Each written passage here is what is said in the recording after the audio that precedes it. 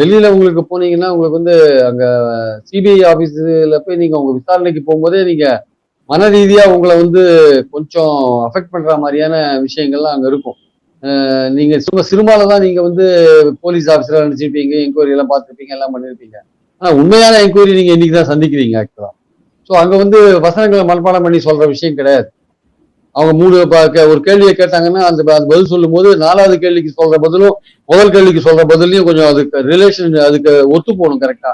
கொஞ்சம் நீங்க குழப்பினீங்கன்னா வந்து அவங்க வந்து உங்க வீக் பாயிண்ட புடிச்சிருவாங்க. என்ன இப்படி குழப்பறீங்களேன்ட்டு. அதனால விஜய் மாதிரி வசனத்தை எழுதி படிச்சவங்களுக்கு இது கொஞ்சம் கஷ்டமான காரியம். ஏன் வந்து விஜயுடைய அந்த சாட்சியம் வந்து ரொம்ப முக்கியத்துவம் பெறுதுன்னா, அவர் வந்து சம்பவம் நடக்கும்போது நேர்ல பாக்குறாரு. மயங்கி விழுறத பாக்குறாரு, கரண்ட் ஆஃப் ஆறத பாக்குறாரு, ஆம்புலன்ஸ் வரத பாக்குறாரு, தள்ளுமுள்ளுல பஸ் போறத பாக்குறாரு, எல்லாம் பாக்குறாரு. அப்புறம் வந்து அந்த மக்கள் வந்து 7 மணி நேரமா காத்திருந்தது அவருக்கு தெரியும். அவங்களுக்கு வந்து தண்ணி கொடுக்காத விஷயமும் அவங்களுக்கு தெரியும். அதே மாதிரி டிசம்பர்ல போக வேண்டிய செப்டம்பர்ல போனாருன்னு ஒரு கேள்வி எல்லாம் இருக்கு.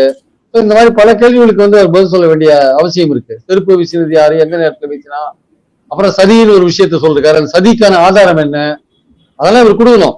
வெறும் வாயில சொல்லிட்டு போக முடியாது இல்ல. அதனால இவருக்கு பொறுப்பு ஜாஸ்தி. எப்படி நீங்க சதின்னு சொல்றீங்க, எந்த அடிப்படையில சொல்றீங்கன்னு நிர்மல் குமாரையும் கேட்டிருக்காங்க, புச்சி ஆனந்தையும் கேட்டிருக்காங்க, இவரையும் கேட்டிருக்காங்க, ஆதவர்ஜுன். அவங்க எல்லாம் வந்து என்ன ஆதாரம் கொடுத்தாங்க, எங்ககிட்ட வீடியோ ஆதாரம் இருக்கு, வீடியோ ஆதாரம் இருக்குனாங்க. அவங்கள விட ஆதாரத்தை போலீஸ் வச்சிருக்காங்க.